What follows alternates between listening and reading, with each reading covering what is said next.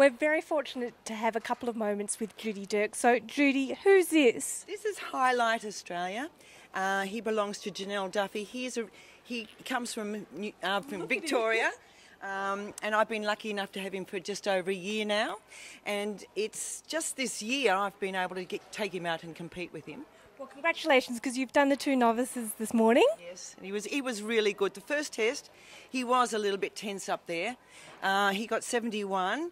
And then the second test, he was much more relaxed, and he gave me a really good ride. I was very, very pleased with him.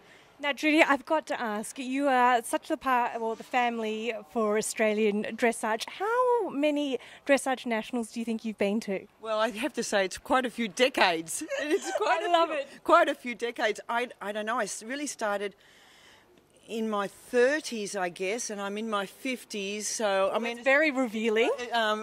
So yeah, it's probably more than 20 years, and I've been to pretty much most of them, unless they were too far away to travel. But it's been great having it sort of on the East Coast most of the time. And Judy, have you seen any changes in the development of the sport, in riders and horses? I think there's been an enormous amount of changing, particularly in the quality of horses. The quality of horses have changed so much over the years that we've really got some fabulous horses now, really good.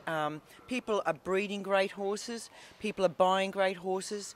The riding's getting better. It's definitely a big improvement. And you've been a big supporter behind that, and you bring in quite a few horses from overseas and breed them as well. So you've been really sort of pushing at the forefront of that. Yeah, well, you've got to sort of keep up to it, and there's no doubt about it. The breeding, the German breeding, Dutch breeding, it's all very, very. They're really doing an amazing job overseas with the breeding of the horses. Now, Judy, do you have any tips for us? You know, you've been out here for a couple of decades now. Yes. So what's your routine, or do you have any suspicions that you like to sort of get ironed out at an event? Well, it's quite funny because I don't have any suspicions.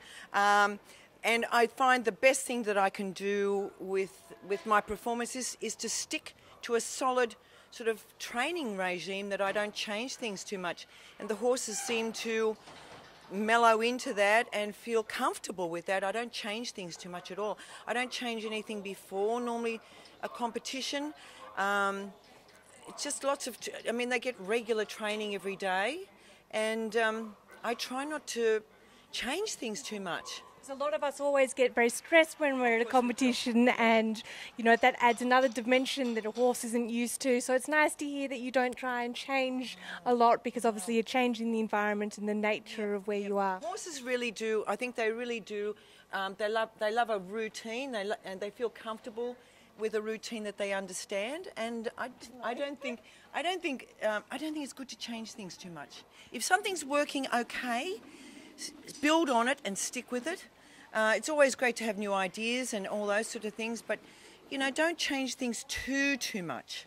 And I've got to ask, Judy, you're wearing Spooks, so tell me, what are your 2 favourite items from the Spooks clothing? Well, certainly this competition no sleep, which is fantastic. It's great material, cools quickly and smart, and their shirt's always a great cut and good fabric.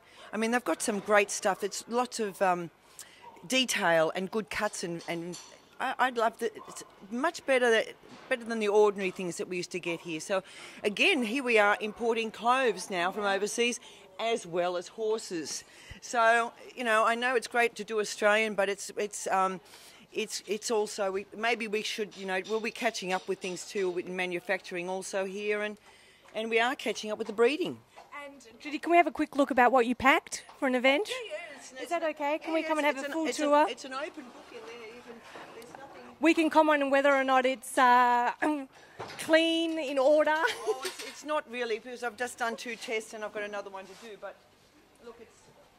I like it. You do the Thursday plan. I do like to have a desk here.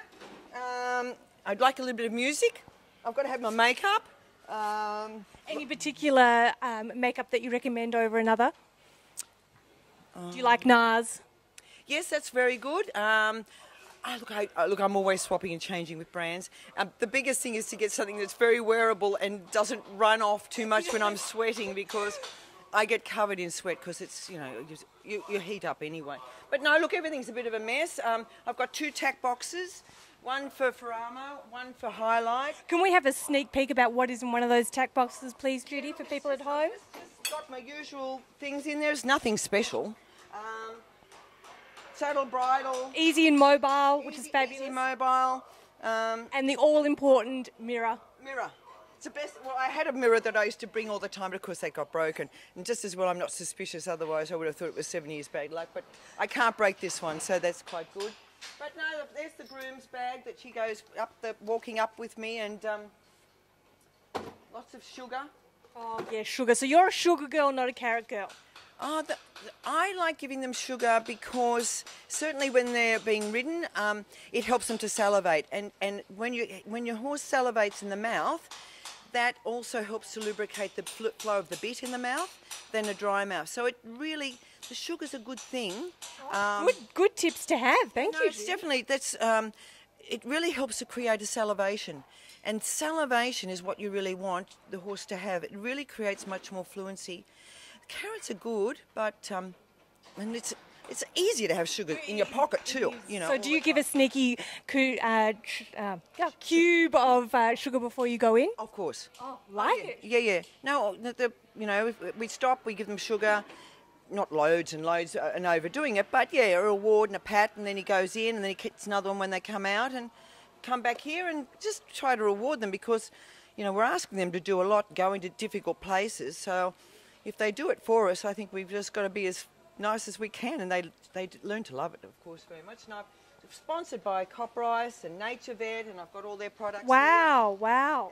And you have a very nice looking Sydney CDI rug that you obviously won. So congratulations. I won in May, so that was good. And I've also, I don't know where Highlight's rug is, but he won champion.